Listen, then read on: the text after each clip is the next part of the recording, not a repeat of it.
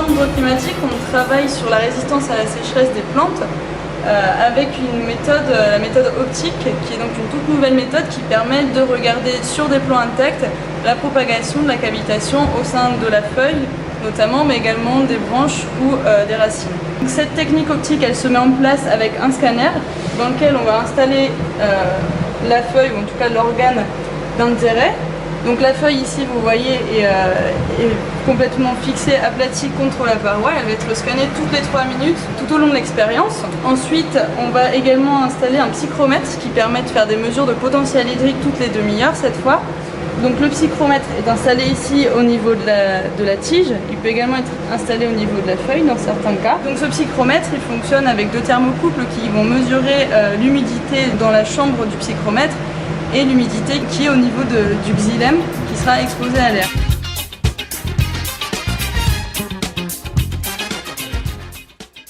Et donc en fait, la première étape donc, de superposition des images les unes à la suite des autres a pour but de mettre en lumière, c'est le cas de le dire, les événements d'embolie. Comme on le voit ici, un événement qui démarre de la nervure principale et qui s'en va sur les nervures primaire de la feuille. L'étape numéro 2 consiste à isoler chacun de ces événements. L'étape numéro 3 consiste à faire correspondre les événements d'embolie avec les données de potentiel hydrique obtenues avec les psychromètres.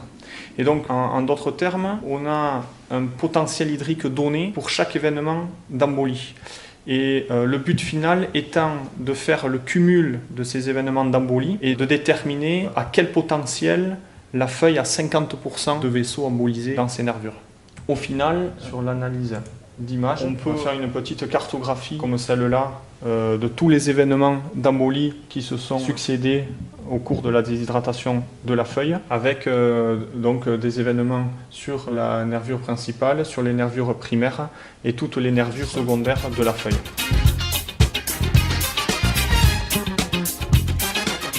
C'est une technique qui est très intéressante parce qu'elle est très accessible. Elle coûte pas cher à mettre en place, donc c'est finalement le prix d'un scanner de bureau. Il y a du temps passé pour comprendre le fonctionnement du scanner, ou en tout cas après l'analyse d'images sur les logiciels spécifiques. Il n'y a pas beaucoup de temps finalement perdu pour la faire tourner. Cette méthode optique a l'avantage de nous permettre de travailler sur des plans intacts, donc de visualiser les événements d'embolie in vivo sans rien toucher. C'est-à-dire que tout ce que l'on observe en déshydratant la plante correspond exactement à ce qui peut se passer dans la nature dehors. Voilà, on n'induit aucun artefact, on ne touche à rien. Et puis on voit ce qui se passe. Cette technique peut être couplée à des mesures d'échange gazeux, ce qui nous permet de simultanément suivre la fermeture stomatique et l'apparition des événements d'embolie dans les feuilles.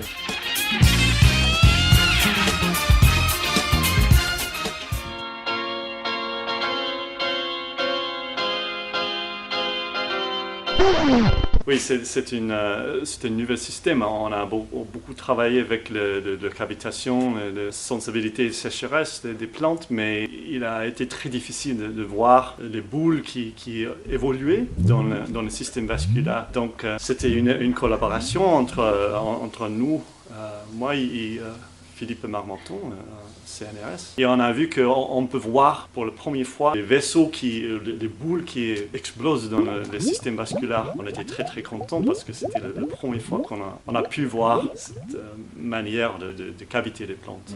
Donc les gens de INRA étaient très intéressés. On a travaillé avec Sylvain Delson, le groupe de Biogeco, parce que lui, il travaille avec la sécheresse dans les forêts tempérées. Et en fait, il était très content d'avoir un autre système de voir cavitation. Et c'est un système petit, on peut utiliser dans le champ ou dans la forêt. C'est pas cher, on peut acheter dizaines de ces systèmes. Finalement, c'est une caméra portable, donc c'est beaucoup moins cher, c'est plus fort finalement. Tu peux laisser tomber par terre. Et une scanner, c'est difficile, tu ne peux pas porter n'importe où dans la forêt parce que ça casse ce petit truc. C'est très difficile de casser finalement. Donc Chris, il fait une thèse avec moi à l'Université de Tasmanie. Et donc le défi, c'était de faire un système d'analyse qui nous laisse de voir les cavitations quand il arrive direct, comment dire, oui, live, c'est ça. C'est Chris qui a fait ce travail et c'est super maintenant. On peut voir les graphiques, on peut mettre dans la forêt. Il attend jusqu'il y a une sécheresse et si ça commence à faillir, la plante peut t'appeler et dire excuse-moi, je suis en train de mourir. C'est super. Donc l'application, c'est énorme maintenant. On a fait les preuves avec Sylvain. Parce que Sylvain aussi, il a le fameux Cavitron.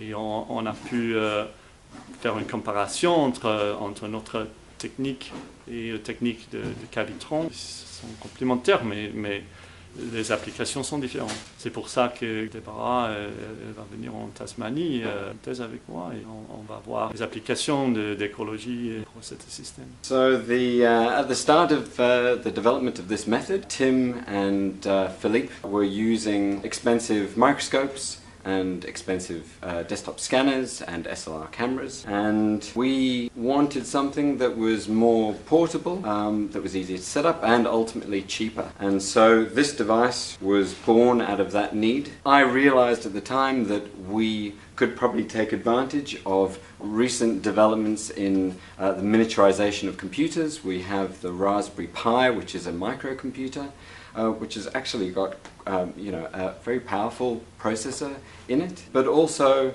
the miniaturization of cameras. So the Raspberry Pi can also connect to a small smartphone sized camera that is 8 megapixels. It made sense to incorporate that technology into a device like this. By virtue of the fact that we needed to play around with the design and work out exactly what was the right configuration for holding all these parts together, that we decided to go with 3D printing technology. All of the components are on here, apart from obviously the screws and the camera and the lens are all 3D printed. This is particularly high quality 3D printing, but 3D printing that you can get online. So this is 3D printed nylon.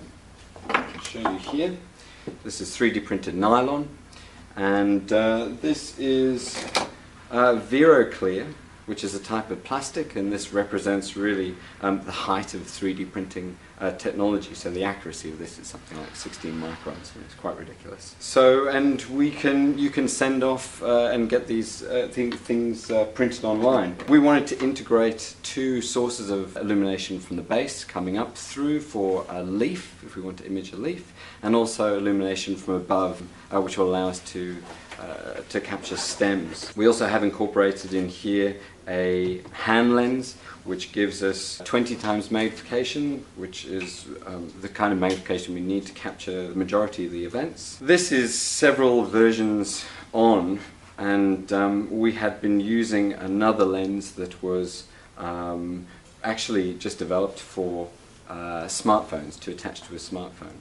And that worked particularly well, but it was only 10 times magnification. So we had to move to the hand lens configuration. The nice thing about that is that this device can accommodate many different kinds of hand lenses. You can configure it differently, add washes here and there, and change the sizes so that you can incorporate different hand lenses. So a combination of that, and that a lot of the parts are 3D printed. Most of the parts can be easily bought from electronic suppliers, means that just about anybody can build this relatively easily. So we have decided to release this software, release this equipment under open source, and to provide all the files, which means that you can edit, you can change the configuration, you can adapt these components for whatever you need to, for whatever your particular setup is, and hopefully improve it, and then to return that back to the community. So there's 2 parts. So one is the capturing part of the process, which is simply getting this device to turn on the lights and to capture an image of the leaf and to store that image somewhere. You can then take that sequence, and using ImageJ you can then do all the processing that you need to do. But obviously the ultimate goal is to do the processing as it's happening. So this is really what we're working on now. I mean, actually the capturing process is the same for all of the different methods of capturing. So if we're capturing using the microscope, then we're still landing up with a set of images, a sequence of images taken over time of the sample. Same for using a desktop scanner. So this does exactly the same, but it has the onboard processing. I should say actually one advantage it has is that we can control the light. So we only turn the light on when we want to capture, which means that we're not overheating the sample. We can control the light.